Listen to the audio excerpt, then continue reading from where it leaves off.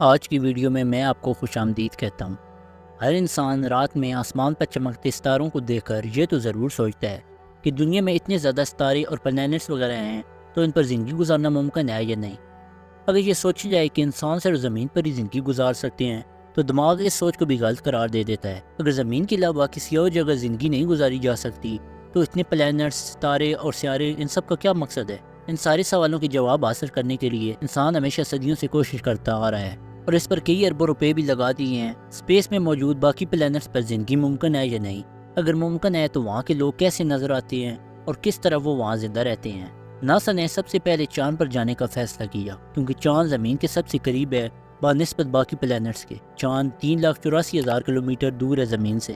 1968 میں پہلی بار ایک اسپیس کرافٹ چاند پر گیا جس کا نام اپولو 8 تھا اور اس کا مشن تھا کہ اسے چاند کا ایک آربٹ کر کے واپس آنا ہے۔ اس اسپیس کرافٹ میں 3 ایسٹرونوٹس تھے جنہیں چاند پر پہنچنے میں 68 آور لگے تھے۔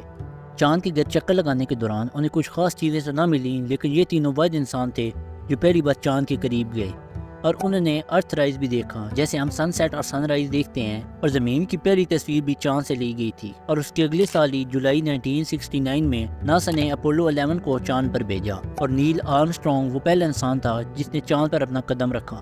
وہاں اس نے 2 گھنٹے 15 منٹ مون واک کی اور زمین کے سیمپل لے کر واپس آ گیا، جس کے بعد ناسا نے بتایا کہ چاند پر نہ تو آواز چلتی ہے اور نہ ہی وہاں آکسیجن ہے، اور آج بھی ان ایسٹرونوٹس کے جوتوں کے نشان چاند پر ہیں۔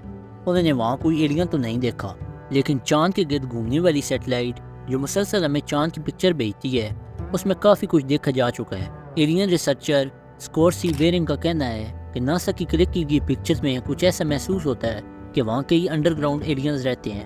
انہوں نے ناسا کی کلک کی گئی پکچرز میں ایک ایسی عجیب بلڈنگ دیکھی جو نارمل نہیں لگ رہی تھی۔ اسکور نے جب اپنا ریسرچ کیا وہ آرٹیکل پبلش کیا تو اس کے بعد تو ہر طرف کھلبلی مچ گئی۔ کچھ دنوں کے بعد ناسا اپنی لی گئی پکچر کو اپڈیٹ کرتا ہے جس میں وہ بلڈنگز غائب ہو جاتی ہیں۔ اگر چاند پر کوئی حرکت نہیں ہو رہی تو وہ بلڈنگز کہاں گئیں؟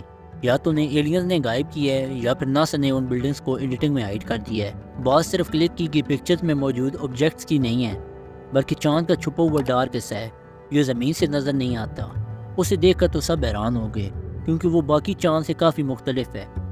سائنٹسٹ کا کہنا ہے کہ چاند کا یہ حصہ 43,000 اسکوائر کلومیٹر کا ہے اور یہ اس مٹی سے نہیں بنا جو نیل آرمسٹرانگ لایا تھا، بلکہ یہ تو میٹل کا بنا ہے۔ کچھ سائنٹسٹ کا کہنا ہے کہ کئی لاکھوں سال پہلے کوئی ایسٹرائڈ چاند سے ٹکرایا تھا اور میٹل اس کے اوپر رہ گیا، لیکن کئی ریسرچرز یہ نہیں مانتے۔ ان کا کہنا ہے کہ اگر کوئی ایسٹرائڈ چاند سے ٹکراتا ہے تو چاند کے 2 ٹکڑے ہو جاتے۔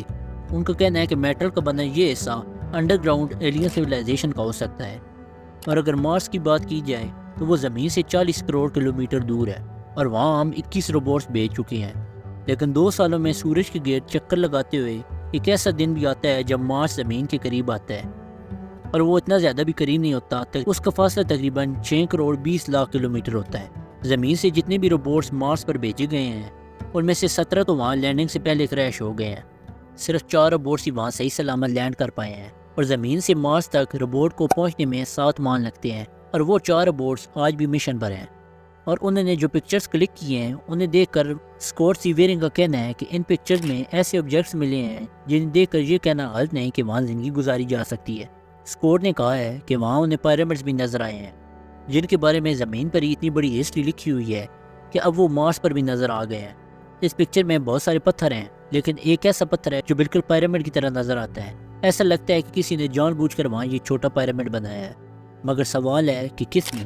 ریسرچر کا کہنا ہے کہ مارس پر چھوٹے قد کے ایلینز ہیں جنہوں نے یہ چھوٹے پیرامڈز بنائے ہیں۔ مارس پر بھیجے گئے روبوٹ جن کا نام کیوریوسٹی روور ہے، جنہیں بنانے میں $2.5 بلین کی لاگت آئی ہے، انہوں نے ہزاروں پکس بھیجی ہیں جن میں سے زیادہ تر پکچرز میں پتھر اور پہاڑ ہیں، لیکن کچھ ایسی پکچر بھی ہیں جنہوں نے سب کو حیران کر دیا ہے۔ ان سب پکچر میں سے مشہور پکچر جو 1976 میں وائکنگ 1 نے کلک کی، جس میں ایک فیس نظر آ رہا ہے، لگتا ہے جیسے اینشینٹ ایجپشین بڑے بڑے اسٹیچو بناتے تھے، ایسے ہی ایلین نے بھی اسٹیچو بنانا شروع کر دی ہے۔ ناسا کا کہنا ہے کہ یہ ایک پہاڑ ہے جس پر لائٹ پڑنے کی وجہ سے وہ ایک فیس لگ رہا ہے۔ 2014 میں ایک اور پکچر سامنے آئی جس میں ایک ہڈی نظر آ رہی ہے، لیکن ناسا کا کہنا ہے کہ یہ ہڈی نہیں ہے بلکہ تیز ہوا کی وجہ سے یہ پتھر ہڈی کی طرح نظر آ رہا ہے۔ پھر 2016 میں وہاں پوری ایک کھوپڑی نظر آئی جس نے انٹرنیٹ پر دھوم مچا دی۔ اب ریسرچرز کو یقین ہے کہ مارس پر کچھ تو عجیب ہے، کیا تو وہاں ایلینز ابھی بھی ہیں یا پھر پہلے وہاں ہوتے تھے۔ اور ناسا کے مطابق بھی کنفرم کیا گیا ہے کہ مارس پر بھی کسی نہ کسی ٹائم زندگی گزارنا ممکن تھا۔ کیوریوسٹی روور کی وجہ سے یہ تو ثابت ہو گیا ہے کہ آج سے کئی ارب سال پہلے مارس بھی زمین کی طرح ہرا بھرا ہوتا تھا، اور یہ بھی بتایا جا رہا ہے کہ وہاں ایک سمندر بھی ہے جو کہ اب زمین کے نیچے دفن ہو گیا ہے، اور اس پر بھی تحقیق جاری ہے۔